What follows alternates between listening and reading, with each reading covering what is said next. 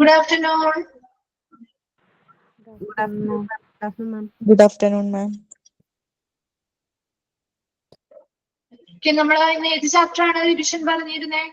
Test paper Safety and security, ma'am. Safety and security. നമുക്ക് start ചെയ്യാം. Okay, ma'am. Yes, ma'am.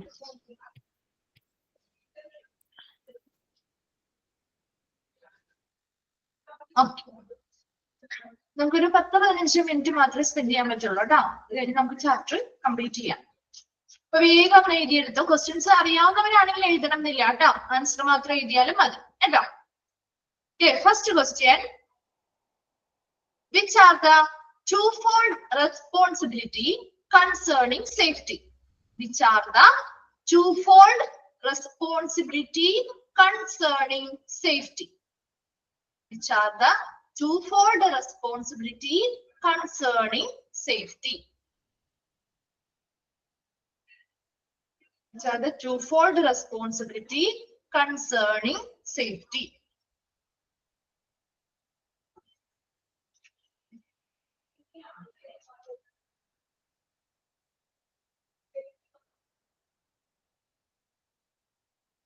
Okay. Second question പറയട്ടെ.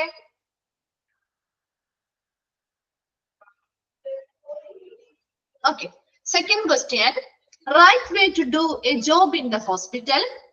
Right way to do a job in the hospital is the dash way. Right way to do a job in the hospital is the dash way. Right way to do a job in the hospital is the dash way. Third question. When connecting and disconnecting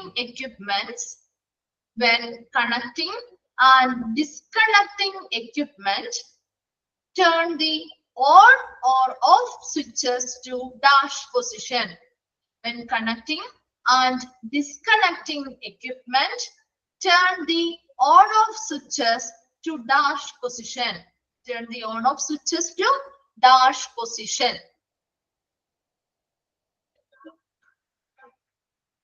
Okay, fourth question. Electronic surveillance of strategic and sensitive area through dash. Electronic surveillance of strategic and sensitive area through dash. Electronic surveillance of strategic and sensitive area through dash. Electronic surveillance of strategic and sensitive area through dash. Then fifth question. Provide roll-up shutters or grills at strategic places. Provide roll-up shutters or grills. Provide roll-up shutters or grills at strategic places. Provide roll-up shutters or grills at strategic places for dash time protection. For dash time protection. Provide roll-up shutters or grills at strategic places for dash time protection. For dash time protection. Okay, sixth question. Always use dash. Always use dash while walking up or down the stairs. Always use dash while walking up or down the stairs. Always use dash while walking up or down the stairs. Then seventh question. To be physically and emotionally fit. To be physically, seventh question ആണ്. To be physically and emotionally fit. To be physically and emotionally fit to your work. Fit to your work by maintaining dash. To be physically and emotionally fit to your work by maintaining dash. To be physically and emotionally fit to your work by maintaining dash. Eighth question. Ask the patient to use. Eighth question. Ask the patient to use. Ask the patient to use dash. Ask the patient to use dash to have a bedpan or urinal. Ask the patient to use dash to have a bedpan or urinal. Dash to have a bedpan or urinal.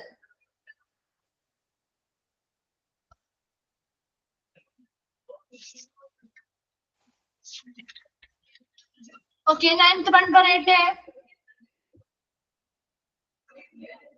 Which of the following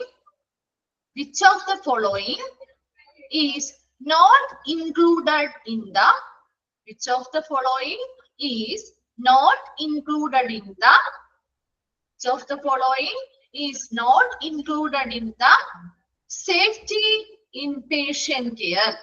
Which of the following is not included in the safety in patient care?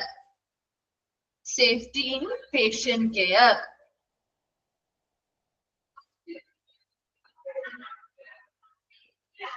Which of the following is not included in the safety in patient care? Option C. Option A. Patient falling from bed. Option A. Patient falling from bed. Patient falling from bed. Option B. Keep the medicine supply locked. Keep the medicine supply locked. Option A. Patient falling from bed. Option B. Keep the medicine supply locked. Keep the medicine supply locked. Option C. Wear proper uniform and clothing for your job. Wear proper. Option C ആണ്. Option C. Wear proper uniform and clothing for your job. Option D.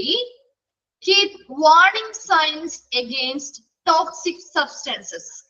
Option D. Keep warning signs against toxic substances. Keep warning signs against toxic substances. Okay, ആണോ? 9th question. 10th പറയട്ടെ. Last question ആണ്. Locking dash. Last question. Locking dash to secure wheelchair or stretcher. Locking dash to secure wheelchair or stretcher in place before loading or unloading a patient. Locking dash to secure wheelchair or stretcher in place before loading or unloading a patient. Locking dash to secure wheelchair or stretcher in place before loading or unloading a patient.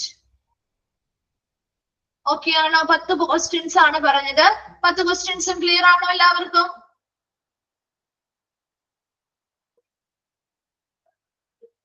വേഗം ഒന്ന് answer ചെയ്തേ. ഒരു 2 minutes സമയം തരാം കേട്ടോ. വേഗം ഒന്ന് answer ചെയ്യാം.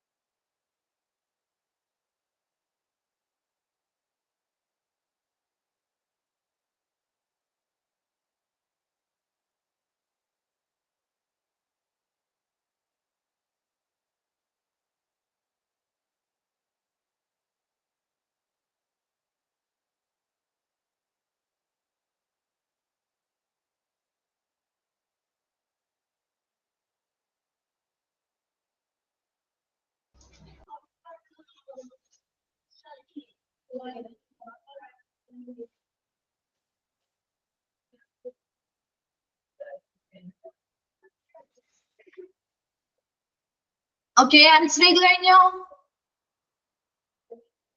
ഓക്കെ, നമുക്ക് ഡിസ്കസ് ചെയ്യാം.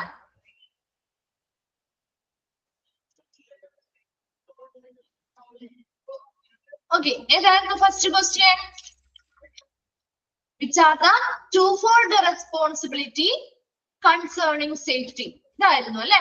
ഏതൊക്കെയായിരുന്നു twofold responsibility എന്ന് പറയുന്നത്? ഏതൊക്കെയാണ് നിങ്ങൾ എഴുതിയത്? ഓൾറെഡി നമ്മൾ ഫസ്റ്റ് സെന്റൻസ് കഴിഞ്ഞിട്ട് തന്നെ ഓൾറെഡി കൊടുത്തിട്ടുണ്ട് അല്ലെ? twofold responsibility concerning safety ഏതൊക്കെയാ? To make the workplace and surroundings safe by creating safe conditions. Then second, to establish, communicate to all concerned and enforce safety rules. ഇത് രണ്ടുമാണ് ആ ഒരു twofold responsibilityയിൽ വരുന്ന കാര്യങ്ങൾ കേട്ടോ. രണ്ട് ഓപ്ഷനിൽ ഉണ്ടാവും, ബോത്ത് എ ആൻഡ് ബി എന്നുണ്ടാവും. ബോത്ത് എ ആൻഡ് ബി ആയിരിക്കും ആൻസർ ചെയ്യുന്നത്. ചെയ്യാം. ഓക്കെ, സെക്കൻഡ് ക്വസ്റ്റ്യൻ എന്തായിരുന്നു? Right way to do a job in the hospital is the safe way. Very good, safe way. Then third question, when connecting or disconnecting equipments, on off switches ഏത് പൊസിഷനിലായിരിക്കണം? Of പൊസിഷനിലായിരിക്കണം. Fourth, electronic surveillance of strategic and sensitive area through CCTV. Very good, CCTV. Then fifth question, provide roll-up shutters or grills at the strategic places for dash time protection, night time protection. Then sixth question, always use dash while walking up or down the stairs. ഏതാണ്? Handrails. Very good, handrails. Seventh, to be physically and emotionally fit to your work by maintaining. ഏതാണ് അതിന്റെ answer? Seventh question, good health and proper diet. Okay. Eighth question, ask the patient to use dash to have a bedpan or urinal. Nurses call bell. Nurses call bell. Then ninth question, ഏതാണ് അതിന്റെ option വരാ?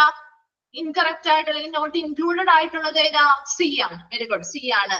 Wear proper uniform and clothing for your job അല്ലെ? അത് അവിടുത്തെ ജീവനക്കാരുമായി ബന്ധപ്പെട്ട കാര്യമാണ് ഇതല്ലേ? ഒരു പേഷ്യന്റ് കെയറിൽ വരുന്ന കാര്യമാണ്. ഓക്കെ. Then 10th question എന്താണ്? Wheel brakes.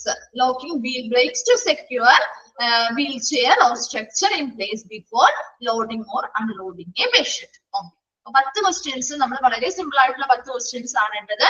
ഇത് മാത്രമായിരിക്കില്ല, എന്നാൽ കൂടിയ എന്ത് ചെയ്യണം? ഇത് ഇൻക്ലൂഡഡ് ആക്കി തന്നെ നിങ്ങൾ ഓരോ ഭാഗവും പഠിച്ച് കൃത്യമായിട്ട് എക്സാം എഴുതണം കേട്ടോ.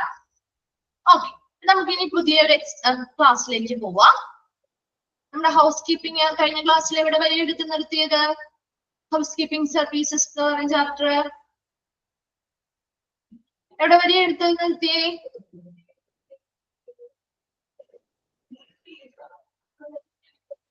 Terminal room cleaning task complete ആയോ? Daily. Okay, daily housekeeping for other hospital ഏരിയാസില് 7 points വരെ പറഞ്ഞോ? ഓക്കെ, 7th point സ്റ്റാർട്ട് ചെയ്യണം. ആ ഒരു പേജ് കംപ്ലീറ്റ് ആയി. ഓക്കെ, അപ്പൊ നമുക്ക് ഒന്നുകൂടി ജസ്റ്റ് റിവൈൻഡ് ചെയ്യാം. എന്തൊക്കെയാണ് daily housekeeping for other hospital areas? ഹോസ്പിറ്റലിലെ മറ്റ് ഏരിയാസിലെ ഹൗസ് കീപ്പിംഗുമായി ബന്ധപ്പെട്ട് ഡെയിലി ചെയ്യേണ്ട പ്രവർത്തനങ്ങൾ അല്ലെങ്കിൽ ഡ്യൂട്ടീസ് ആണ്. 6 വരെ കംപ്ലീറ്റ് ആയി. ഓക്കെ, ജസ്റ്റ് ഒന്ന് പറയാണ് കേട്ടോ. ഫസ്റ്റ് വൺ എന്താ നമ്മൾ പറഞ്ഞത്? ഇവിടെ ബോഡി ഫ്ലൂയിഡ്സുമായി കണ്ടാമിനേറ്റഡ് ആവുന്ന അല്ലെങ്കിൽ മലിനമാവുന്ന സർഫസുകളിൽ പ്രതലങ്ങള് ക്ലീൻ ചെയ്യണം, സാനിറ്റൈസ് ചെയ്യണം. Then രണ്ടാമത് എന്താ പറഞ്ഞേ? Reinstate sharp containers when 3/4 full. ഇങ്ങനെയുള്ള കണ്ടെയ്നേഴ്സ് സിറിഞ്ചോ നീഡിൽസോ ഇടുന്ന രീതിയിലുള്ള കണ്ടെയ്നറുകളാവാം, അല്ലെങ്കിൽ മറ്റു വേസ്റ്റുകൾ ഇടുന്നതാണെങ്കിലും ഇതെല്ലാം മുക്കാൽ ഭാഗത്തോളം നിറയുമ്പോൾ തന്നെ അതെന്ത് ചെയ്യണം? അത് കൊണ്ടുപോയി കളഞ്ഞ് അതവിടെ തിരിച്ച് മറ്റൊരെണ്ണം അവിടെ എന്ത് ചെയ്യണം? പുനഃസ്ഥാപിക്കണം അല്ലെങ്കിൽ റീപ്ലേസ് ചെയ്യണം. മൂന്നാമത് നമ്മൾ പറഞ്ഞു എന്താ? Confirm floors are free of debris and tripping hazards. Floor എപ്പോഴും അവശിഷ്ടങ്ങളോ അല്ലെങ്കിൽ തട്ടി വീണ് അപകടങ്ങൾ സംഭവിക്കാവുന്ന തരത്തിലുള്ള വസ്തുക്കളൊന്നും ഫ്ലോറിൽ ഇല്ല എന്ന് ഏത് സമയം എന്ത് ചെയ്യണം? ഉറപ്പുവരുത്തിയിരിക്കണം. ഫ്ലോർ എപ്പോഴും ഫ്രീ ആയിട്ട് കിടക്കുകയാണ്, ഇങ്ങനത്തെ സാധനങ്ങളൊന്നുമില്ല എന്നുള്ളത് ഉറപ്പുവരുത്തണം. Then fourth one എന്താ പറഞ്ഞേ, immediately clean up spills on clothes and furniture. എന്തെങ്കിലുമൊക്കെ ലിക്വിഡ് ആയിട്ടുള്ളത്, ഒരു വാട്ടർ ആവാം, ഓയിൽ ആവാം, അല്ലെങ്കിൽ മരുന്നുകൾ എന്തെങ്കിലും മെഡിസിൻസ് എടുക്കുന്ന സമയത്ത് അത് വീഴുന്നതാവാം. അങ്ങനെയുള്ള കാര്യങ്ങളൊക്കെ ഫ്ലോറിലോ ഫർണിച്ചറുകളിലോ വീണിട്ടുണ്ടെങ്കിൽ ഉടനടി തന്നെ അത് ക്ലീൻ ചെയ്യുക. Then fifth എന്താ പറയുന്നത്, keep an eye on the personal belongings left by patient and visitors. പേഷ്യൻസും വിസിറ്റേഴ്സും ഉപേക്ഷിച്ചു പോയിട്ടുള്ള അവരുടെ വിലപിടിപ്പ്, ഇങ്ങനെ അവരുടെ സ്വകാര്യ വസ്തുക്കളൊക്കെ എന്താണ് ഒരു ക്ലീൻ ചെയ്യുന്ന സമയത്ത് കിട്ടുകയാണെങ്കിൽ അത് എന്ത് ചെയ്യുക, അതിനൊരു ശ്രദ്ധ കൊടുക്കുക. അതിൽ ഇമ്പോർട്ടന്റ് ആയിട്ടുള്ള സാധനങ്ങൾ എന്തെങ്കിലും ഉണ്ടോ, അങ്ങനെ എന്തെങ്കിലും ഉണ്ടെങ്കിൽ ബന്ധപ്പെട്ട അധികാരികളിലേക്ക് അത് കൈമാറുകയും ചെയ്യുക. Then sixth one, coordinate cleaning efforts with cafeteria staff, wipe and sanitize table chairs. ഇനി എന്താണ്, കഫറ്റേരിയയിലെ സ്റ്റാഫുകളുമായിട്ട് ക്ലീനിങ്ങിന് വേണ്ടിയിട്ട് എന്ത് ചെയ്യണം, സഹകരിക്കുക. Wipe and sanitize table chairs, അവിടെയുള്ള ടേബിള് ചെയർസ് കാര്യങ്ങളെല്ലാം എപ്പോഴും തുടച്ച് സാനിറ്റൈസ് ചെയ്ത് വൃത്തിയാക്കി നിലനിർത്തുക. ഇത്രയും നമ്മൾ കഴിഞ്ഞ ക്ലാസ്സിൽ പറഞ്ഞ പോയിന്റ്സ് ആണ്. സെവൻത് വൺ നോക്കിയേ, check storage areas for cleanliness and signs of insects or rodents. എന്താ പറയുന്നേ, സ്റ്റോറേജ് ഏരിയകളുണ്ട് അല്ലെ, ഹോസ്പിറ്റലിൽ ഒരുപാട് സ്റ്റോറേജ് ഏരിയ ഉണ്ട്. ഇപ്പൊ ഹൗസ് കീപ്പിങ്ങിന് വേണ്ടി ഒരു സ്റ്റോറേജ് ഏരിയ ഉണ്ടാവും, മറ്റു ഓരോ ഡിപ്പാർട്ട്മെന്റുകൾക്കായിട്ട് അവർ സ്റ്റോറേജ് ഏരിയാസ് ഉണ്ടാവും അല്ലെ. ആ സ്റ്റോറേജ് ഏരിയയൊക്കെ എല്ലാ ദിവസവും എന്ത് ചെയ്യണം, ചെക്ക് ചെയ്യണം. എന്തിനു വേണ്ടിയാണ് ചെക്ക് ചെയ്യുന്നത്, ഫോർ ക്ലീൻനെസ്, വളരെ വൃത്തിയുള്ളതാക്കി സൂക്ഷിക്കാൻ വേണ്ടിയിട്ട് അവിടെ ചെക്ക് ചെയ്യേണ്ടതായിട്ട്, വൃത്തിയുണ്ടോ, അവിടെ എന്തെങ്കിലും മറ്റു രീതിയിലുള്ള പൊടികളോ കാര്യങ്ങളോ വരുന്നുണ്ടോ.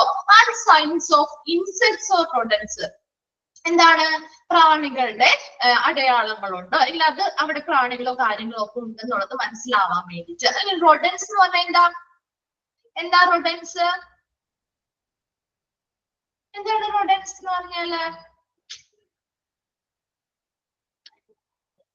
എന്താണ് പറഞ്ഞേ,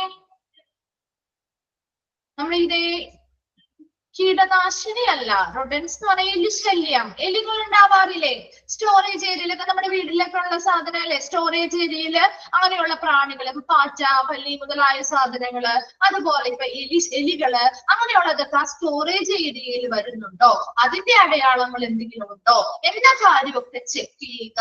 വൃത്തിയായിട്ട് ആ ഒരു സ്റ്റോറേജ് ഏരിയ കീപ്പ് ചെയ്യുക. ഡെയിലി അത് ക്ലീൻ ചെയ്യണം. അതിനനുസരിച്ചുള്ള ക്ലീനിങ് കാര്യങ്ങളൊക്കെ ഡെയിലി എന്ത് ചെയ്യണം, അവര് ചെയ്യേണ്ടതായിട്ടുണ്ട്.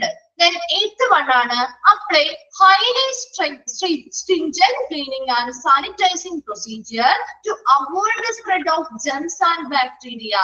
എന്താണ്, apply highly stringent cleaning and sanitizing procedure എന്ന് പറഞ്ഞാൽ വളരെ കർശനമായിട്ട് എന്ത് ചെയ്യണം, അവിടെ എല്ലാ ഇടങ്ങളും കർശനമായിട്ട് അവിടെ എന്ത് ചെയ്യണം, ക്ലീൻ ചെയ്യണം, സാനിറ്റൈസിങ് ചെയ്യണം. എന്തിനു വേണ്ടിയാണ് ഇങ്ങനെയുള്ള പ്രൊസീജിയേഴ്സ് കർശനമായിട്ട് നിർബന്ധമായിട്ടും ഇങ്ങനെ എല്ലാ ഇടങ്ങളും ക്ലീൻ ചെയ്യണം, സാനിറ്റൈസ് ചെയ്യണം എന്ന് പറയുന്നത്, to avoid the spread of germs and bacteria. ബാക്ടീരിയയുടെയും ജെംസിന്റെ ഒക്കെ സ്പ്രെഡിങ് അല്ലെങ്കിൽ പകരുന്നത് തടയുന്നതിന് വേണ്ടി നിർബന്ധമായിട്ടും അല്ലെങ്കിൽ കർശനമായിട്ടും എല്ലാ ഇടങ്ങളും ക്ലീൻ ചെയ്യുകയും സാനിറ്റൈസ് ചെയ്യുകയും വേണം. അത് ഡെയിലി ചെയ്യുകയും വേണം. ക്ലിയർ ആണോ ആ രണ്ട് സെന്റൻസ്? ഓക്കെ ആണോ?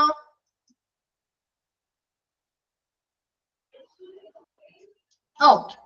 Then next വരുന്നത് properties of an ideal disinfectant. ഒരു നല്ല ഡിസിൻഫെക്റ്റന്റ് എന്ന് പറഞ്ഞാൽ അണുനാശിനി. നമ്മുടെ വീടുകളിൽ നമ്മൾ ഉപയോഗിക്കാറില്ലേ ക്ലീനിങ്ങിന് വേണ്ടി? നമ്മൾ എന്തൊക്കെ ലിക്വിഡ്സ് ഉപയോഗിക്കാറുണ്ട് അല്ലെ? ഹാർപിക്, ഡെറ്റോള്, ഫിനോയില്, അല്ലെ, ലൈസോൾ, അങ്ങനെ ഒരുപാട് ബ്രാൻഡുകൾ നമുക്ക് അവൈലബിൾ ആണ്. അപ്പൊ അങ്ങനെ എന്തെങ്കിലും ഒരു അണുനാശിനി അല്ലെങ്കിൽ ഒരു ഡിസിൻഫെക്റ്റന്റ് ആ ഹോസ്പിറ്റലിൽ ഉപയോഗിക്കുമ്പോൾ, ഈ ഹൗസ് കീപ്പിങ്ങിന് വേണ്ടി ഉപയോഗിക്കുമ്പോൾ അത് അനുയോജ്യമാവണമെങ്കിൽ അതിന് കുറച്ച് പ്രോപ്പർട്ടീസ് അല്ലെങ്കിൽ കുറച്ച് സവിശേഷതകൾ അതിനാവശ്യമാണ്. ഏതൊക്കെയാണ്? ആ ഒരു ഐഡിയൽ ഡിസിൻഫെക്റ്റന്റ്, നല്ല അനുയോജ്യമായിട്ടുള്ള ഒരു അണുനാശിനി ഏതാണ്, അതിന്റെ പ്രോപ്പർട്ടീസ് എന്തൊക്കെയായിരിക്കണം എന്നാണ് നമ്മൾ ഇന്ന് നോക്കാൻ പോകുന്നത്. നോക്കിയേ, first one, should have an extensive antimicrobial spectrum. കേട്ടിട്ടുണ്ടോ നിങ്ങൾ പരസ്യത്തിലൊക്കെ പറയുന്നത് ആന്റി മൈക്രോബിയൽ പവർ ഉള്ളതാണ് അല്ലെങ്കിൽ ആന്റി മൈക്രോബിയൽ എഫക്ട് ഉള്ളതാണ് എന്നൊക്കെ കേട്ടിട്ടില്ലേ? അതെന്താ ഉദ്ദേശിക്കുന്നത്? മൈക്രോബ്സിന് എതിരായിട്ട് പ്രവർത്തിക്കാനായിട്ട് എന്ത് ചെയ്യണം? അതിനൊരു കഴിവുണ്ടായിരിക്കണം അല്ലെ? ആന്റി മൈക്രോബ് എന്നുള്ള എല്ലാ സൂക്ഷ്മാണുക്കളെയൊക്കെ കൊല്ലാനോ അല്ലെങ്കിൽ നശിപ്പിക്കാനോ ഒക്കെ ഒരു സവിശേഷത അതിനുണ്ടായിരിക്കണം. അതിനൊരു കഴിവ് അവനുണ്ടായിരിക്കണം. അതാണ് അപ്പൊ ഇവിടെ should have an extensive antimicrobial spectrum. ഇവിടെ ഒരു ലിക്വിഡ് അല്ലെങ്കിൽ എന്താണോ ഉപയോഗിക്കുന്നത്, ക്ലീൻ ചെയ്യാനായിട്ട് ഉപയോഗിക്കുന്നത് എന്താണോ അതിന് എങ്ങനെയുള്ളൊരു കഴിവുണ്ടായിരിക്കണം? അതൊരു വിപുലമായ ആന്റി മൈക്രോബിയൽ സ്പെക്ട്രം അല്ലെങ്കിൽ മൈക്രോബ്സിന് എതിരെ പ്രവർത്തിക്കാനുള്ള ഒരു കഴിവ് ഈ ഒരു ലിക്വിഡ് അല്ലെങ്കിൽ എന്താണോ നമ്മൾ ഉപയോഗിക്കുന്നത് അതിന് ഉണ്ടായിരിക്കണം. ആ ഒരു ഡിസിൻഫെക്റ്റന്റിന് ഉണ്ടായിരിക്കണം. And should produce a swift kill. എന്താ സ്വിഫ്റ്റ് എന്ന് പറഞ്ഞാൽ വേഗത്തിൽ അല്ലെങ്കിൽ പെട്ടെന്ന് കൊല്ലാൻ സാധിക്കണം. ഈ പറയുന്ന ഒരു ഏരിയ ഒരു കണ്ടാമിനേറ്റഡ് ആയിട്ടുള്ള ഒരു ഏരിയ ആണ് മൈക്രോബ്സ് എന്നത് നമുക്കറിയാം. അവിടെ നമ്മള് ഈ ഒരു ഡിസിൻഫെക്റ്റന്റ് ഉപയോഗിച്ച് ക്ലീൻ ചെയ്യുന്ന സമയത്ത് അവിടെ അന്നേരം ആ ഒരു മൈക്രോ ഓർഗാനിസം അല്ലെങ്കിൽ ആ ഒരു ജേംസ് ഒന്നും ചത്തുപോയില്ല അല്ലെങ്കിൽ അത് ചത്തുപോയിട്ടില്ല എങ്കിൽ എന്ത് പറ്റും? അത് പിന്നെയും പടർന്നു പോകും അല്ലെ? പകരാനുള്ള ചാൻസ് ഉണ്ട്. അതുകൊണ്ട് പെട്ടെന്ന് ഇത് ഉപയോഗിക്കുമ്പോൾ തന്നെ അവിടെയുള്ള ജേംസ് മൈക്രോബ്സ് എല്ലാം ഉടനടി അല്ലെങ്കിൽ വേഗത്തിൽ അതിനെയൊക്കെ കൊല്ലാനുള്ളൊരു കഴിവ് ഈ പറയുന്ന നല്ലൊരു ഐഡിയൽ ഡിസിൻഫെക്റ്റന്റിന് ഉണ്ടായിരിക്കണം. Clear ആണോ? ഫസ്റ്റ് രണ്ട് sentence should have an extensive antimicrobial spectrum. Antimicrobial എന്ന് പറയുന്നത് മൈക്രോബിനെതിരായിട്ട് പ്രവർത്തിക്കാനുള്ള ഒരു കഴിവുണ്ടായിരിക്കണം. Should produce a swift kill. പെട്ടെന്ന് അല്ലെങ്കിൽ വേഗത്തില് മൈക്രോ ഓർഗാനിസംസിനെ കൊല്ലാനുള്ള ഒരു കഴിവുണ്ടായിരിക്കണം. മൂന്നാമതായി പറയുന്നത് should be working in the presence of organic matter, example blood, sputum, faeces uncompatible with soaps, detergent and other chemicals encountered in use. ഇനി എന്താ?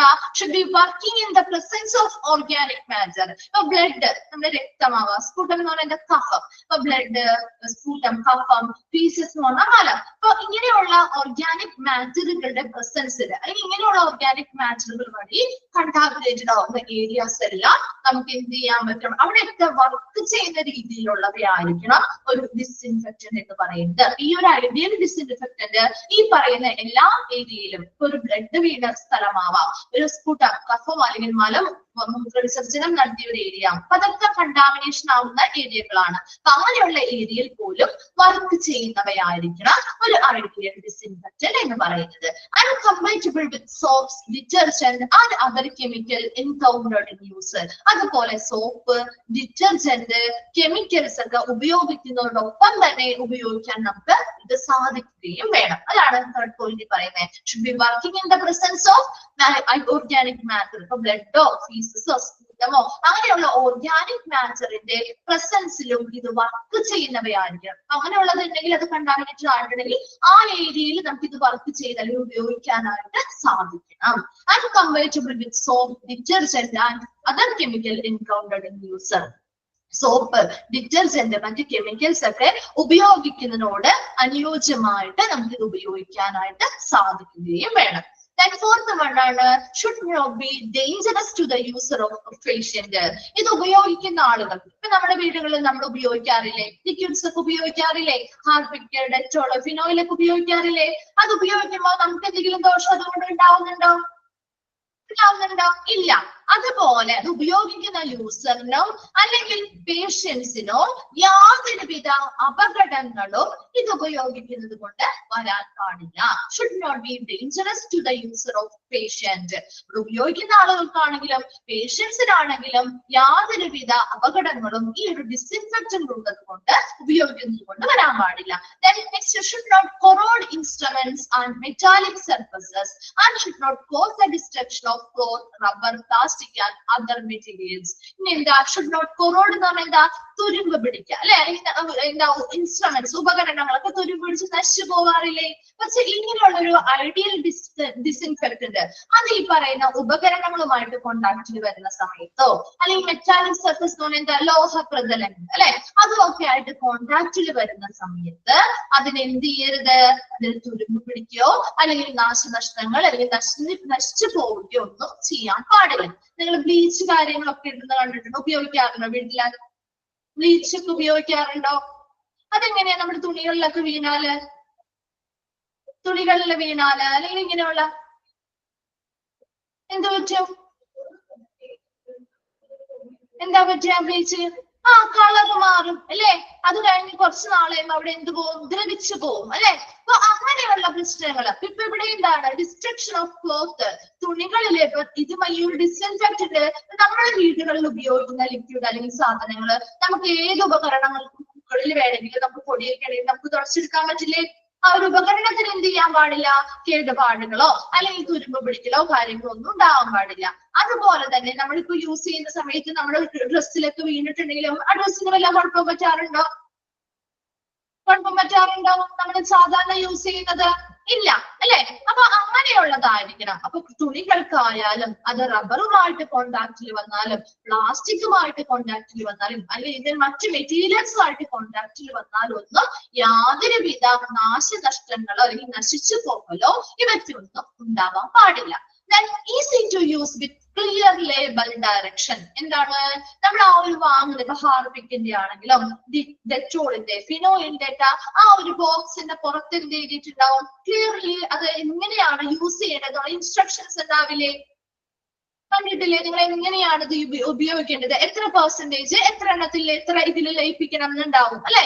അതുപോലെ ക്ലിയർ ലേബൽ ഡയറക്ഷൻസ്, വൃത്തിയായി ലേബൽ ചെയ്തിട്ടുള്ള നിർദ്ദേശങ്ങൾ ആ പറയുന്ന പാക്കറ്റിൽ അല്ലെങ്കിൽ ആ പറയുന്ന ബോക്സിന് മുകളിൽ ഈ ഒരു ഡിസ്ഇൻഫെക്റ്റന്റ് ഏതിലാണോ ഉള്ളത്, ബോട്ടിലാണെങ്കിൽ ബോട്ടിൽ, പാക്കറ്റിലാണെങ്കിൽ പാക്കറ്റിൽ, അതിന് മുകളിൽ വൃത്തിയായിട്ട് എഴുതിയിരിക്കണം. അത് കൂടാതെ അത് നോക്കി നമുക്ക് എളുപ്പത്തിൽ ഉപയോഗിക്കാൻ പറ്റുന്നത് കൂടി ആയിരിക്കണം. Then it should have a congenial odor or no odor to facilitate its routine use. ദിവസവും അല്ലെങ്കിൽ നമുക്ക് പതിവായിട്ട് ഉപയോഗിക്കണമെങ്കിൽ അതിന്റെ സ്മെൽ എങ്ങനെയായിരിക്കണം? ഭയങ്കര ദുർഗന്ധമുള്ള സ്മെല്ലാണോ വേണ്ടത്? അല്ല, വളരെ സോഫ്റ്റ് ആയിട്ടുള്ള അല്ലെങ്കിൽ നമുക്ക് എന്താണ് വളരെ നല്ല മനോഹരമായിട്ടുള്ള അല്ലെങ്കിൽ വളരെ ലൈറ്റ് ആയിട്ടുള്ള, അതെ വളരെ മൈൽഡ് ആയിട്ടുള്ള ഒരു ഒരു സ്മെല്ലാണ് നമുക്ക് താല്പര്യം അല്ലെ.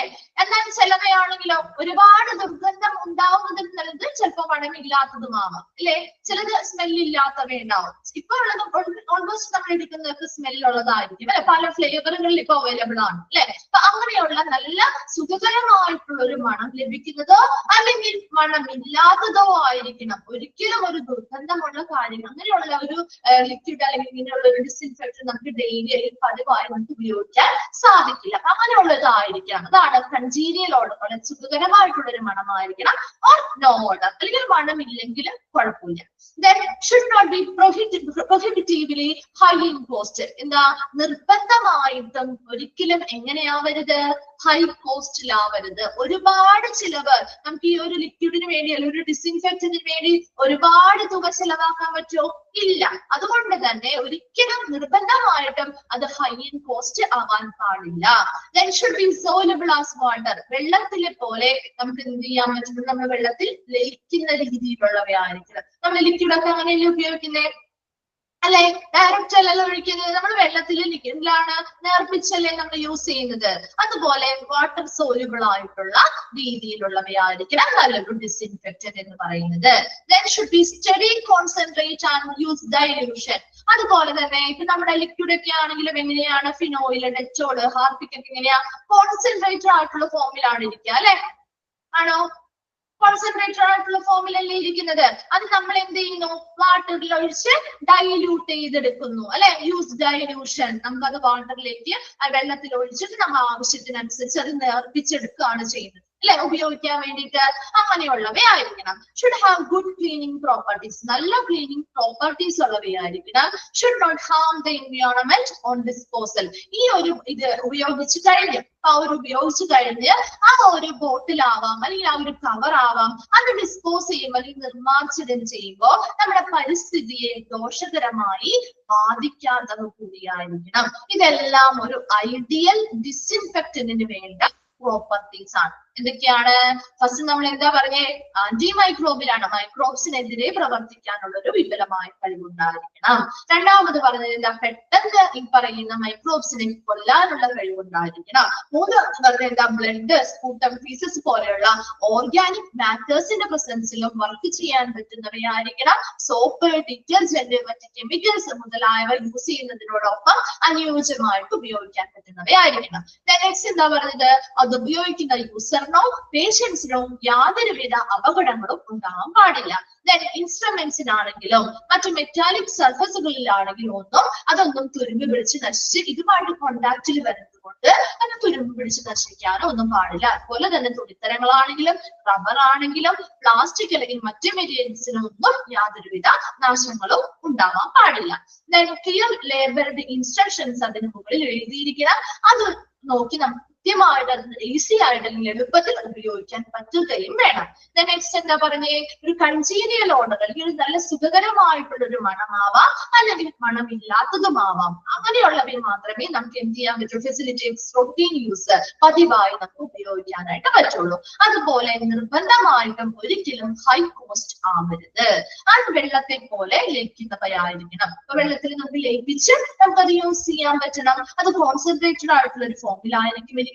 അത് നമുക്ക് ഡൈല്യൂട്ട് ചെയ്ത് അല്ലെങ്കിൽ വെള്ളത്തിൽ നിർമ്മിച്ച് നമുക്ക് യൂസ് ചെയ്യാനായിട്ട് സാധിക്കണം. അത് നല്ലൊരു ക്ലീനിങ് പ്രോപ്പർട്ടി ഉള്ളവയായിരിക്കണം. അത് ഡിസ്പോസ് ചെയ്യുന്ന സമയത്ത് അല്ലെങ്കിൽ ഇത് നിർമ്മാർജ്ജനം ചെയ്യുന്ന സമയത്ത് എൻവയോൺമെന്റ് അല്ലെങ്കിൽ പരിസ്ഥിതിക്ക് യാതൊരു ഹാമും ദോഷകരവും ആയിട്ടൊന്നും വരാൻ പാടില്ല. ക്ലിയർ ആണോ? Properties of an ideal disinfectant. Okay, next വരുന്നതാണ് ചലഞ്ചസ്. എന്തൊക്കെയാണ് ഒരു ഹൗസ് കീപ്പിംഗ് സർവീസ് നേരിടേണ്ട ചലഞ്ചസ് അല്ലെങ്കിൽ വെല്ലുവിളികൾ എന്തൊക്കെയായിരിക്കും? നോക്കിയേ, first one, considered as low priority activity. എന്താണ്? നമ്മളൊരു ഹൗസ് കീപ്പിംഗ് സർവീസ് നമ്മളൊരു ഇമ്പോർട്ടന്റ് ആയിട്ടുള്ള ഒരു സർവീസ് ആയിട്ട് കണക്കാക്കാറുണ്ടോ നമ്മള്? ഇല്ല അല്ലെ? അത് തന്നെ എവിടെയും പറയുന്നത് അതൊരു അവര് നേരിടുന്ന ഒരു ചലഞ്ച് അല്ലെങ്കിൽ ഒരു വെല്ലുവിളിയാണ്. എന്താ? ഒരു കുറഞ്ഞ മുൻഗണന, പ്രയോറിറ്റി അധികം കൊടുക്കാത്ത രീതിയിൽ അല്ലെ, ഒരു കുറഞ്ഞ മുൻഗണനാ പ്രവർത്തനമായിട്ടാണ് എന്താ ഇതിനെ കൺസിഡർ ചെയ്യുന്നത് അല്ലെങ്കിൽ പരിഗണിക്കുന്നത്. എപ്പോഴും ഒരു ലോ പ്രയോറിറ്റി ആക്ടിവിറ്റി, വളരെ പ്രയോറിറ്റി അല്ലെങ്കിൽ മുൻഗണന കൊടുത്തുകൊണ്ട് ഒരിക്കലും ചെയ്യാറില്ല. നമ്മൾ എല്ലാത്തിന്റെയും പിന്നിൽ ഏറ്റവും ലീസ്റ്റ് ആയിട്ട് നിൽക്കുന്നവ എന്നുള്ള രീതിയിലാണ് നമ്മൾ കൺസിഡർ ചെയ്യാറ്. അവിടെ അത് തന്നെയാണ് ആദ്യത്തെ ചലഞ്ച് പറയുന്നത്. ലോ പ്രയോറിറ്റി, മുൻഗണന ഏറ്റവും കുറഞ്ഞ രീതിയിലുള്ള ഒരു പ്രവർത്തനമായിട്ടാണ് ഹൗസ് കീപ്പിംഗ് സർവീസിനെ പരിഗണിക്കപ്പെടുന്നത്. രണ്ടാമതായിട്ട് ഫിനാൻഷ്യൽ കൺസ്ട്രെയിൻസ്. എന്താണ് ഫിനാൻഷ്യൽ കൺസ്ട്രെയിൻസ് എന്ന് പറഞ്ഞാൽ? എന്താണ് ഫിനാൻഷ്യൽ കൺസ്ട്രെയിൻസ്? നമ്മള് വേറെ എവിടെയെങ്കിലും പഠിച്ചോ ഫിനാൻഷ്യൽ കൺസ്ട്രെയിൻസ്? വേറെ ഏതെങ്കിലും ചലഞ്ചിൽ പഠിച്ചോ?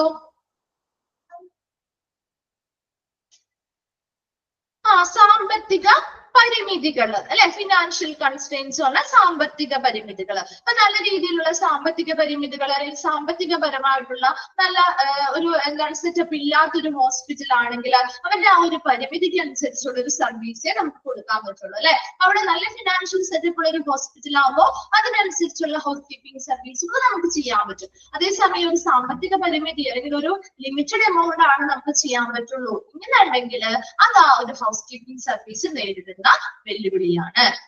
Man power shortage. എന്താണ് മാൻ പവർ ഷോർട്ടേജ് എന്ന് പറയുമ്പോൾ? മതിയായിട്ടുള്ള ജീവനക്കാരുടെ ലഭ്യതക്കുറവ് അല്ലെ.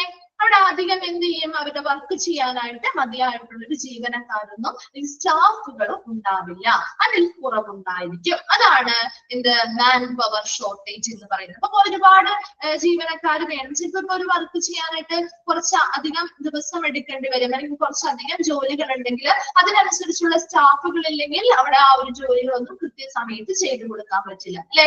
ആ ഒരു സർവീസിനെ അത് ബാധിക്കുന്നുണ്ട്. അത് തന്നെയാണ് മാൻ പവർ ഷോർട്ടേജ് എന്ന് ഉദ്ദേശിക്കുന്നത്. അപ്പൊ അങ്ങനെ ആളുകൾ കുറവാണെങ്കിൽ അത് ആ ഒരു സർവീസിനെ ബാധിക്കുകയും അത് അവരുടെ ഒരു നേരിടുന്ന വെല്ലുവിളിയാണ്.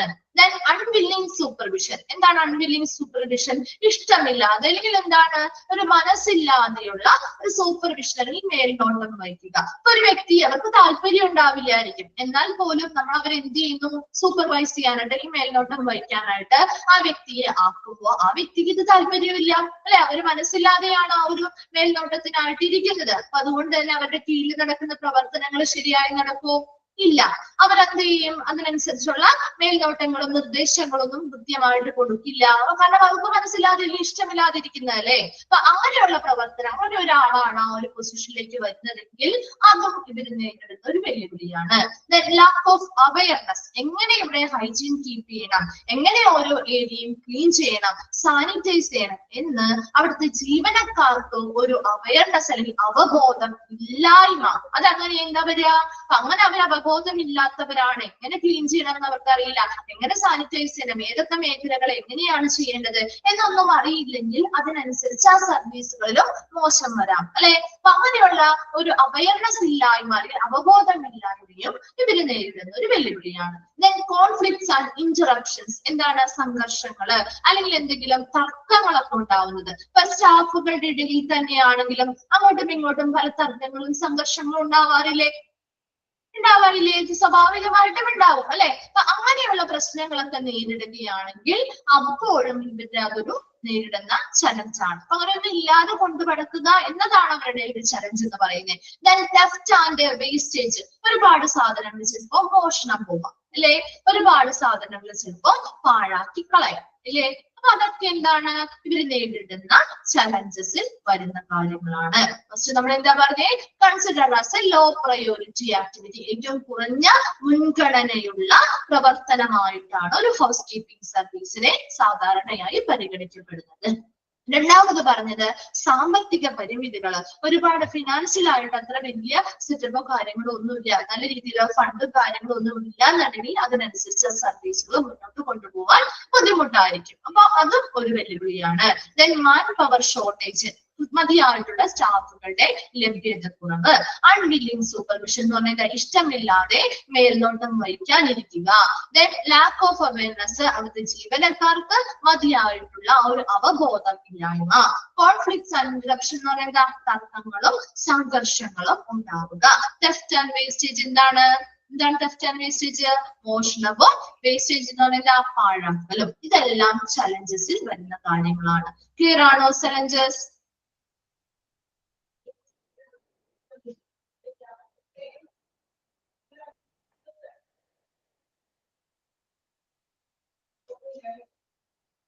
ഓക്കെ ആണോ? എന്താണ് അത് റിപ്ലൈ ചെയ്യാത്തെ? ഓക്കെ. ദെൻ ലാസ്റ്റ് ഭാഗമാണ് നമ്മുടെ ഹൗസ് കീപ്പിംഗ് സർവീസിന്റെ ലാസ്റ്റ് ഭാഗമാണ്. മിസ് പറഞ്ഞില്ലേ ചെറിയൊരു ചാപ്റ്റർ ആണ്, ഒരു സിമ്പിൾ ആയിട്ട് ഒരു ചാപ്റ്റർ അല്ലേ? നിങ്ങൾക്ക് അറിയാവുന്ന കാര്യങ്ങളൊക്കെ തന്നെ. നമുക്ക് ഒരുപാട് കാര്യങ്ങൾ നമുക്ക് ഇതുമായിട്ട് കണക്ട് ചെയ്ത് വെച്ച് നമുക്ക് ചെയ്യാൻ പറ്റുന്ന ഒരു ചാപ്റ്റർ ആണ്. നമുക്ക് ഈ house keeping manager responsibilities last ഭാഗമാണ് കേട്ടോ. ഹൗസ് കീപ്പിംഗ് മാനേജറുടെ റെസ്പോൺസിബിലിറ്റീസ് അല്ലെങ്കിൽ ഉത്തരവാദിത്തങ്ങൾ എന്തൊക്കെയാണ്? ഫസ്റ്റ് വൺ നോക്കിയേ. Monitor all the daily operations of the housekeeping department containing the cleanliness of all rooms and public areas every day. എന്ത് ചെയ്യണം? ആ ഹൗസ് കീപ്പിംഗ് ഡിപ്പാർട്ട്മെന്റിന്റെ എല്ലാ പ്രവർത്തനങ്ങളും, അതായത് ഡെയിലി ചെയ്യുന്ന ദിവസേനയുള്ള എല്ലാ പ്രവർത്തനങ്ങളെയും മോണിറ്റർ ചെയ്യുക അല്ലെങ്കിൽ നിരീക്ഷിക്കേണ്ടത് ആരാണ്? ഹൗസ് കീപ്പിംഗ് മാനേജർ ആണ്. കണ്ടെയ്നിങ്, എന്തൊക്കെയാണ് ഡെയിലി വരുന്ന ഓപ്പറേഷൻസ് അല്ലെങ്കിൽ പ്രവർത്തനങ്ങള്? Containing the cleanliness of all rooms and public areas every day. എല്ലാ ദിവസവും എല്ലാ മുറികളും ക്ലീൻ ചെയ്യണം, അല്ലെ? എല്ലാ പബ്ലിക് ഏരിയാസും ക്ലീൻ ചെയ്യണം. എല്ലാ ദിവസവും ഇത് നിർബന്ധമായിട്ടും എന്ത് ചെയ്യണം? എല്ലാ റൂമുകളും എല്ലാ പബ്ലിക് ഏരിയാസും എവരിഡേ ദിവസേന എന്ത് ചെയ്യണം? ക്ലീൻ ചെയ്യണം. അങ്ങനെയുള്ള ഹൗസ് കീപ്പിംഗ് ഡിപ്പാർട്ട്മെന്റിലെ എല്ലാ ദിവസേനയുള്ള എല്ലാ പ്രവർത്തനങ്ങളെയും മോണിറ്റർ ചെയ്യേണ്ടത് അല്ലെങ്കിൽ നിരീക്ഷിക്കേണ്ടത് ഒരു ഹൗസ് കീപ്പിംഗ് മാനേജറുടെ റെസ്പോൺസിബിലിറ്റി ആണ്. കിട്ടിയോ? ഫസ്റ്റ് പോയിന്റ് ക്ലിയർ ആണോ?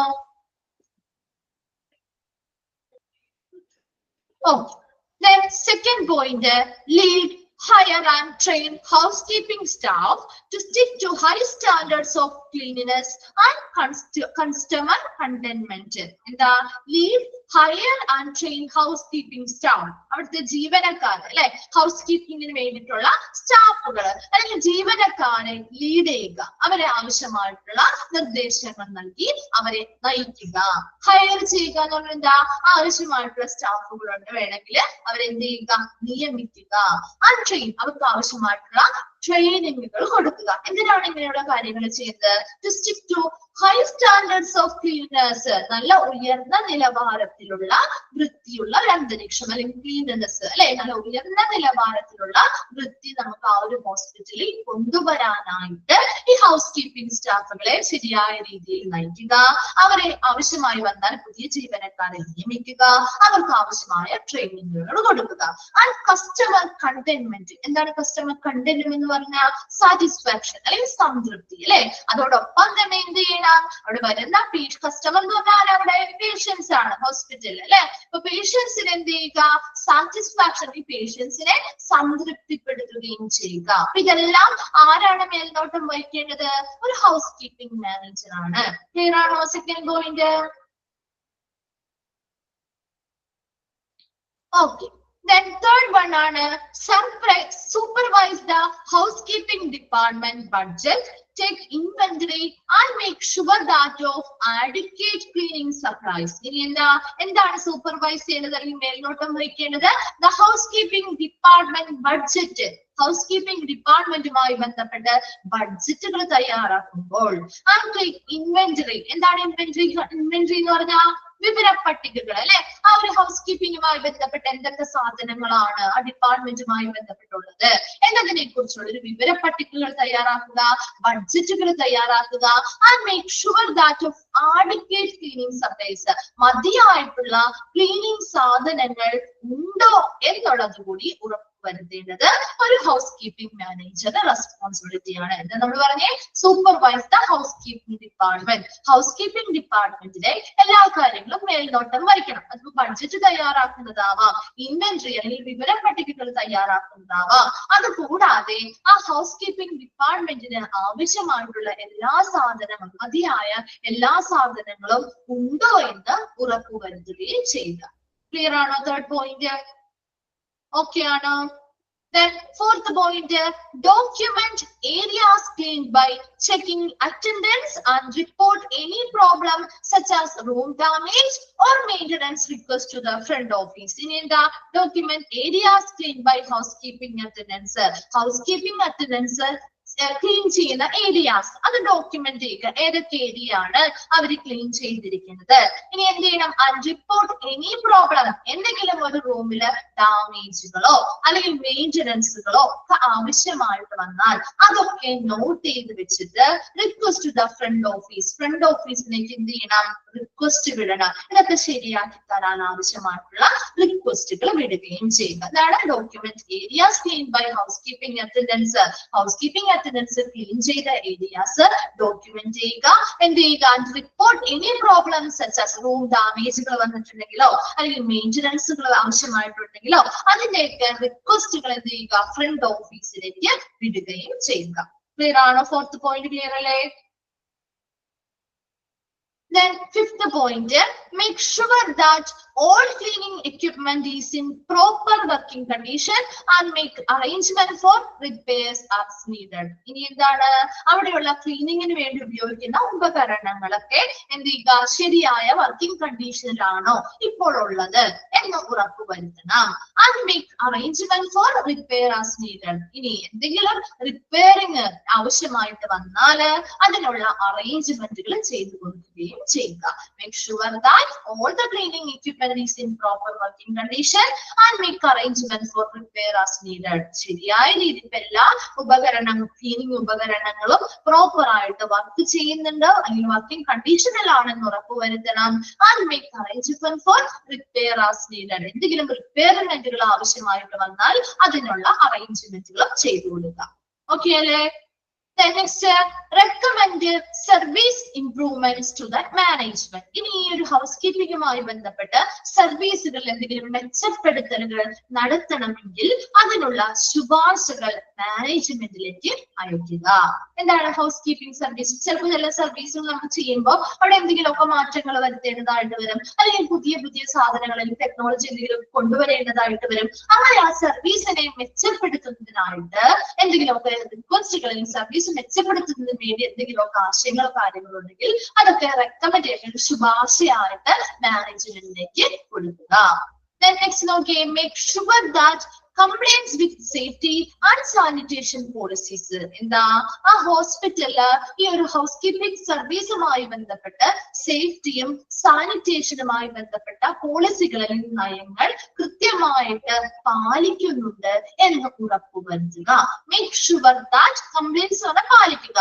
വിത്ത് safety and sanitation policies, safety സുരക്ഷയുമായി ബന്ധപ്പെട്ട കാര്യങ്ങള്, സാനിറ്റേഷൻ ശുചീകരണവുമായി ബന്ധപ്പെട്ട നയങ്ങളെല്ലാം കൃത്യമായിട്ട് അവിടെ പാലിക്കപ്പെടുന്നുണ്ട് എന്ന് ഉറപ്പുവരുത്തുക. നെക്സ്റ്റ് പോയിന്റ് ആണ് establish standards and procedure for work. ഇവിടെ ജോലിയുമായി ബന്ധപ്പെട്ട് അവിടുത്തെ ഹൗസ് കീപ്പിംഗ് ജീവനക്കാരുടെ ജോലിയുമായി ബന്ധപ്പെട്ട് മാനദണ്ഡങ്ങളും നടപടിക്രമങ്ങളും ഒക്കെ എസ്റ്റാബ്ലിഷ് ചെയ്യുക, സ്ഥാപിക്കുക. അപ്പൊ അവിടെ ആ ജോലി എന്തൊക്കെ ചെയ്യണം, അതുമായി ബന്ധപ്പെട്ട കുറെ മാനദണ്ഡങ്ങൾ ഉണ്ടാവും, അതുമായി ബന്ധപ്പെട്ട കുറെ നടപടിക്രമങ്ങൾ ഉണ്ടാവും. അത് എന്തൊക്കെ ജോലി എങ്ങനെയാണ് ചെയ്യേണ്ടത് എന്ന കാര്യങ്ങളെ കുറിച്ചുള്ള മാനദണ്ഡങ്ങളും നടപടിക്രമങ്ങളും സ്ഥാപിക്കുക. ലാസ്റ്റ് വൺ ആണ് ക്രിയേറ്റ് സ്റ്റാഫിംഗ് ഷെഡ്യൂൾസ്. ഓരോ ജീവനക്കാർക്കും കൃത്യമായ ടൈമും കാര്യങ്ങളൊക്കെ പറഞ്ഞു കൊടുക്കാറുണ്ട് അല്ലെ. ഹോസ്പിറ്റലില് എല്ലാ സമയവും ഒരു ക്ലീൻ ചെയ്യാൻ വരുമോ? ഇല്ല, അവർ കൃത്യമായിട്ടൊരു ടൈം കൊടുത്തിട്ടുണ്ടാവും. ഇന്ന സമയം മുതൽ ഇന്ന സമയം വരെ ഇന്ന ഡ്യൂട്ടീസ് ആണ് ചെയ്യേണ്ടത്. അങ്ങനെ കൃത്യമായ ഓരോ സ്റ്റാഫുകൾക്കും അവർക്ക് ജോലിയും സമയവും എന്ത് ചെയ്യണം, അസൈൻ ചെയ്ത് കൊടുക്കുക. ഇന്ന സമയത്ത് ഇത്രയും ആളുകൾ ഇന്ന ജോലിയാണ് ചെയ്യേണ്ടത്, അത് കഴിഞ്ഞ് അടുത്ത ആളുകൾ ഇന്ന സമയത്ത് ഇന്ന ജോലിയാണ് ചെയ്യേണ്ടത് അല്ലെ എന്നതിനനുസരിച്ചുള്ള കൃത്യമായ ടൈമിങ്ങും കൃത്യമായ ജോലിയും അസൈൻ ചെയ്ത് കൊടുക്കുക. അതാണ് ക്രിയേറ്റ് സ്റ്റാഫിംഗ് ഷെഡ്യൂൾ എന്ന് പറയുന്നത്. ഏതെങ്കിലും ഒരു പോയിന്റ്സ് ഏതെങ്കിലും വായിച്ചാൽ മനസ്സിലാവാത്തുണ്ടെങ്കിൽ ഒന്ന് ചോദിച്ചേ.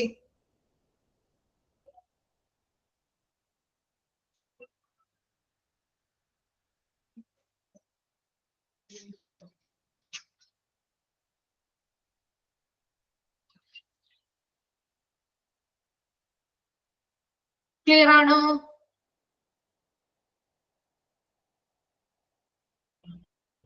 ഓക്കെ, നമ്മുടെ ഹൗസ് കീപ്പിംഗ് എന്ന് പറഞ്ഞൊരു ചാപ്റ്റർ കംപ്ലീറ്റ് ആയി കേട്ടോ. നെക്സ്റ്റ് നമ്മൾ അടുത്ത ദിവസത്തേക്ക് ഏത് ചാപ്റ്റർ ആണ് നിങ്ങൾ പഠിച്ചുകൊണ്ട് വരാൻ ഉദ്ദേശിക്കുന്നത്? മാർക്കറ്റിംഗ് ആയാലോ? മാർക്കറ്റിംഗ് കേട്ടോ, അടുത്ത ക്ലാസ്സിലേക്ക് കേട്ടോ, മൺഡേക്ക് മാർക്കറ്റിംഗ് പഠിച്ചിട്ട് വരാം കേട്ടോ. ഓക്കെ, നെക്സ്റ്റ് നമ്മൾ അടുത്തൊരു ചാപ്റ്റർ സ്റ്റാർട്ട് ചെയ്യാണ്. കുറച്ച് ചാപ്റ്റേഴ്സ് നിങ്ങൾക്ക് പെൻഡിങ് ആയിട്ടുണ്ട്, അതുകൊണ്ട് നമ്മൾ എടുത്തേ പറ്റുള്ളൂ, കാരണം ടൈം തീരാറായി. അപ്പൊ നമുക്ക് മെഡിക്കൽ എക്യുപ്മെന്റ്സ് സ്റ്റാർട്ട് ചെയ്യാം കേട്ടോ. സിമ്പിൾ ആണ് കേട്ടോ. മെഡിക്കൽ എക്യുപ്മെന്റ്സ് നിങ്ങൾക്ക് കുറച്ച് കളർഫുൾ ഒക്കെ ആയിട്ട് പിക്ചേഴ്സ് ഒക്കെ കണ്ട് നമുക്ക് ക്ലാസ് എടുക്കാം അല്ലെ. ഇത്രയും പഠിച്ച ഇതിൽ നിന്നും കുറച്ചൊരു വ്യത്യാസം തോന്നില്ലേ? ഈ പിക്ചർ ഒക്കെ കാണുമ്പോ ഒരു സന്തോഷം തോന്നില്ലേ? 33 ആണോ chapter number? Okay, 33.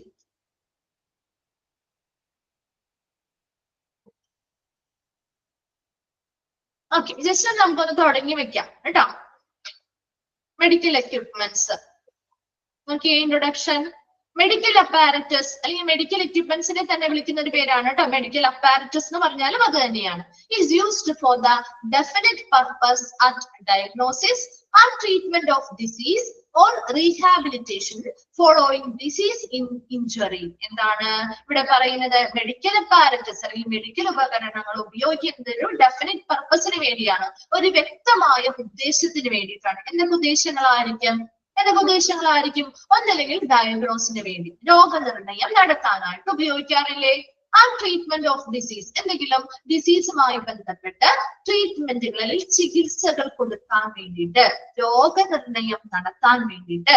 Or rehabilitation following disease or injury, എന്തെങ്കിലും ഒരു രോഗം വന്നു കഴിഞ്ഞിട്ടോ അല്ലെങ്കിൽ എന്തെങ്കിലും ഒരു ഇഞ്ചുറീസ് വന്നു കഴിഞ്ഞോ റീഹാബിലിറ്റേഷൻ കൊടുക്കുന്നത്, പുനരധിവാസം കൊടുക്കുന്നവർക്ക്, അങ്ങനെയുള്ള പ്രത്യേക ഉദ്ദേശങ്ങൾക്ക് വേണ്ടിയിട്ട് യൂസ് ചെയ്യുന്നവയാണ് മെഡിക്കൽ അപ്പാരറ്റസ് അല്ലെങ്കിൽ മെഡിക്കൽ എക്യുപ്മെന്റ് എന്ന് പറയുന്നത്. അല്ലാതെ വെറുതെ നമ്മൾ അത് ഉപയോഗിക്കാറില്ല അല്ലെ.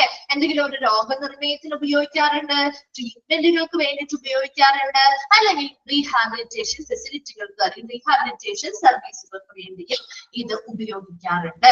അങ്ങനെ ഉപയോഗിക്കുന്നവയാണ് മെഡിക്കൽ എക്യുപ്മെന്റ്സ് അല്ലെങ്കിൽ മെഡിക്കൽ അപ്പാരറ്റസ് എന്ന് പറയുന്നത്. And it can be either used singly or in conjointly with any accessory, consumable or other piece of medical apparatus. ഇനി എന്താ, ഇത് നമുക്ക് സിംഗിൾ ആയിട്ട് ചിലപ്പോൾ യൂസ് ചെയ്യാം. പറഞ്ഞിട്ടുണ്ടോ? ചില സാധനം നമുക്ക് സിംഗിൾ ആയിട്ട് യൂസ് ചെയ്യാം. എന്നാലോ ചില സാധനങ്ങള് ഇപ്പൊ നമ്മള് ഒരെണ്ണം ഇപ്പൊ ഒരു ഓക്സിജൻ മാസ്ക്, അതൊരു മെഡിക്കൽ അപ്പാരറ്റസ് ആണ്, നമുക്ക് പഠിക്കാനുള്ളതാണ്. ഓക്സിജൻ മാസ്ക്, ഈ ഒരു ഓക്സിജൻ, അതെ, തെർമോമീറ്റർ, അതൊക്കെ നമുക്ക് സിംഗിൾ ആയിട്ട് യൂസ് ചെയ്യാം ഇല്ലേ? തെർമോമീറ്റർ നമുക്ക് സിംഗിൾ ആയിട്ട് യൂസ് ചെയ്തൂടെ? പറ്റില്ലേ? സിംഗിൾ ആയിട്ട് യൂസ് ചെയ്യാം അല്ലെ? നമുക്ക് അതിലെ മെഷേഴ്സും കാര്യങ്ങളൊക്കെ അതിൽ തന്നെ കിട്ടുന്നുണ്ട്. BP അപ്പാരറ്റസ്, അങ്ങനെ ഒരുപാട് ഉപകരണം നമുക്ക് സിംഗിൾ ആയിട്ട് യൂസ് ചെയ്യാം. എന്നാൽ ഒരു ഓക്സിജൻ മാസ്കോ സിംഗിൾ ആയിട്ട് യൂസ് ചെയ്യാൻ പറ്റുമോ? അത് വെറുതെ യൂസ് ചെയ്തത് കൊണ്ട് കാര്യമുണ്ടോ? ഇല്ല അല്ലെ? അത് അതിൻ്റെതായ ഓക്സിജൻ സിലിണ്ടേഴ്സുമായിട്ട് കണക്ട് ചെയ്താൽ മാത്രമേ നമുക്ക് അതൊരു യൂസ്ഫുൾ ആവുന്നുള്ളൂ. അല്ലാതെ നമ്മൾ വെറുതെ മുഖത്തെടുത്ത് അത് വെച്ചത് കൊണ്ട് യാതൊരു ഫലവും ഇല്ല അല്ലെ? അത് തന്നെ, ഓക്സിജൻ സിലിണ്ടർ വേണം. അപ്പൊ അതിനനുസരിച്ച് അങ്ങനെയുള്ള വ്യത്യാസങ്ങളുണ്ട്. അപ്പൊ നമുക്ക് സിംഗിൾ ആയിട്ട് വേണമെങ്കിൽ യൂസ് ചെയ്യാം, അല്ലെങ്കിൽ ചിലത് എന്താണ്, മറ്റെന്തെങ്കിലും ഒരു ഉപകരണത്തിന്റെ ഭാഗമായിട്ടോ അല്ലെങ്കിൽ മറ്റെന്തെങ്കിലും ആക്സസറീസ് അല്ലെങ്കിൽ ഉപകരണങ്ങൾ ഉപയോഗിക്കുന്നതോട് കൂടെയോ ഒക്കെ നമുക്ക് കൺജോയിന്റ് എന്ന് പറഞ്ഞാൽ സംയോജിതമായിട്ട് നമുക്ക് ഉപയോഗിക്കാൻ പറ്റുന്നവയാണ് ഈ പറയുന്ന മെഡിക്കൽ എക്യുപ്മെന്റ്സ് എന്ന് പറയുന്നത്. ക്ലിയർ ആണോ? ഇൻട്രൊഡക്ഷൻ 2 പോയിന്റ്സേ നമ്മൾ പറഞ്ഞുള്ളൂ. ഓക്കെ അല്ലേ?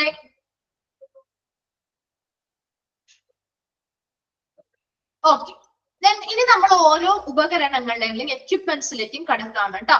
സിമ്പിൾ ആയിട്ടുള്ള ഉപകരണങ്ങളാണ്, നിങ്ങൾ ഒരുപാട് ഡീറ്റെയിൽഡ് ആയിട്ട് ഒന്നും പറയുന്നില്ല. ജസ്റ്റ് അതിന്റെ ഉപയോഗം എന്താണ്, അല്ലെങ്കിൽ ചിലപ്പോ 1-2 എക്സാമ്പിളുകൾ, അതില്ലാത്തിലും ഇല്ല, എന്നാലും കുറച്ച് പോയിന്റ്സേ ഉള്ളൂ. നോക്കിയേ, ഡീഫൈബ്രിലേറ്റർ പഠിച്ചിട്ടുണ്ടോ എവിടെയെങ്കിലും?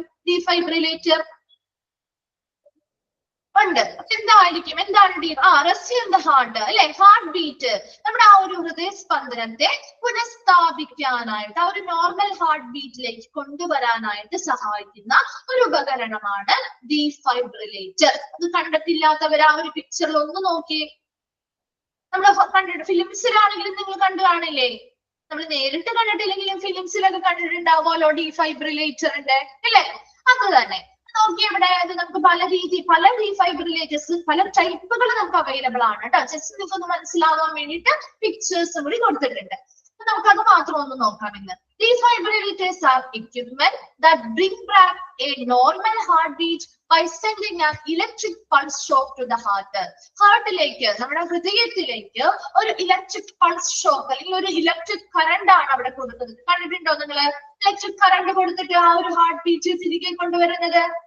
ആ ഒരു എന്താണ്, ഒരു നമ്മുടെ അയൺ ബോക്സിന്റെ പോലത്തെ ഒരു സാധനമാണ് അവിടുത്തെ ഒരു എക്യുപ്മെന്റ് ആയിട്ട് യൂസ് ചെയ്യുന്നത്. ഇവിടെ ഓൾറെഡി കാണിച്ചിട്ടുണ്ടാവും. അത് നമ്മൾ ആ ഒരു ചെസ്റ്റ് ഭാഗത്തേക്ക് ആ ഒരു പേഷ്യന്റിന് വെച്ച് കൊടുത്തിട്ട് ഒരു ഇലക്ട്രിക് ഷോക്ക് അല്ലെങ്കിൽ ഒരു ഇലക്ട്രിക് പൾസ് അതിലൂടെ കടത്തിവിടുകയാണ്. അങ്ങനെ ആ ഒരു കടത്തിവിടുമ്പോൾ എന്താണ് സംഭവിക്കുന്നത്? ഹാർട്ട് എന്ത് ചെയ്യുന്നു? നോർമൽ ഹാർട്ട് ബീറ്റിലേക്ക് തിരിച്ചു വരാൻ വേണ്ടിയിട്ടാണ് ഇത് എന്ത് ചെയ്യുന്നത്? ഉപയോഗിക്കുന്നത്. അതാണ് defibrillators are equipment that bring back a normal heartbeat by sending an electric pulse shock to the heart. ഹാർട്ടിലേക്ക് ഒരു ഇലക്ട്രിക് പൾസ് ഷോക്കോ അല്ലെങ്കിൽ ഒരു ഇലക്ട്രിക് കറണ്ടോ കടത്തിവിട്ടുകൊണ്ട് ആ ഹാർട്ടിനെ നോർമൽ ഹാർട്ട് ബീറ്റിലേക്ക് തിരിച്ചു കൊണ്ടുവരാനായിട്ട് സഹായിക്കുന്ന ഒരു ഉപകരണമാണ് defibrillator എന്ന് പറയുന്നത്. Then various types of defibrillators work in different ways.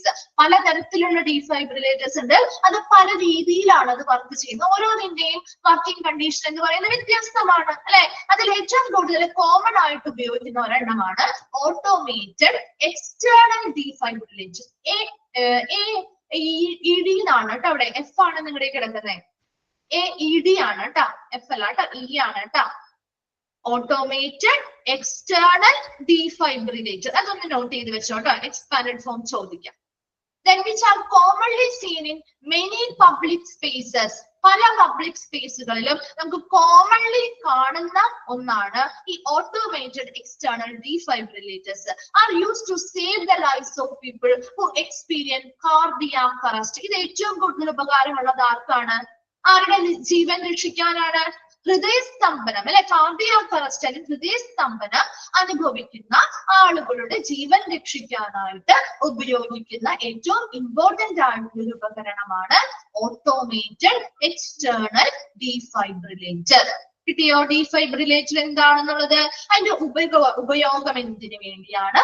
ഇതിനൊരു എക്സാമ്പിൾ തന്നിട്ടുണ്ടെങ്കിൽ അതും നിങ്ങൾ നോക്കി വെക്കാം. ഓക്കെ അല്ലേ? ഡീഫൈബ്രിലേറ്റർ ക്ലിയർ അല്ലേ?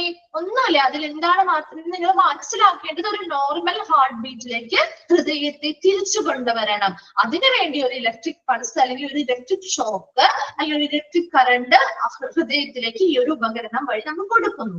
ആ ഒരു നോർമൽ ഹാർട്ട് ബീറ്റിലേക്ക് ആ ഹാർട്ടിനെ തിരിച്ചു കൊണ്ടുവരികയാണ് ചെയ്യുന്നത്. അതിൽ ഏറ്റവും കോമൺ ആയിട്ട് കാണുന്നവയാണ് ഓട്ടോമേറ്റഡ് എക്സ്റ്റേണൽ ഡീഫൈബ്രിലേറ്റർ. അത് ഏറ്റവും കൂടുതൽ യൂസ് ചെയ്യുന്നത് ഒരു കാർഡിയാക് അറസ്റ്റ് അല്ലെങ്കിൽ ഹൃദയ സ്തംഭനം വന്നിട്ടുള്ള ആളുകളുടെ ജീവൻ രക്ഷിക്കുന്നതിന് വേണ്ടിയിട്ടാണ്. ഓക്കെ അല്ലേ? First one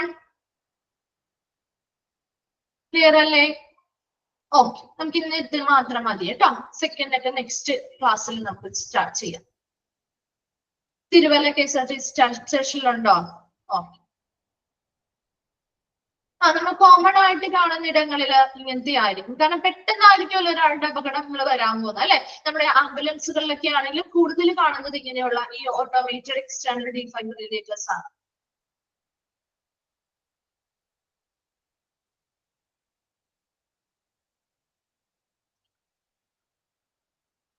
okay, thank you.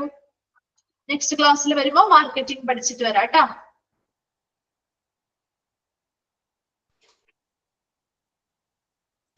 Thank you, ma'am.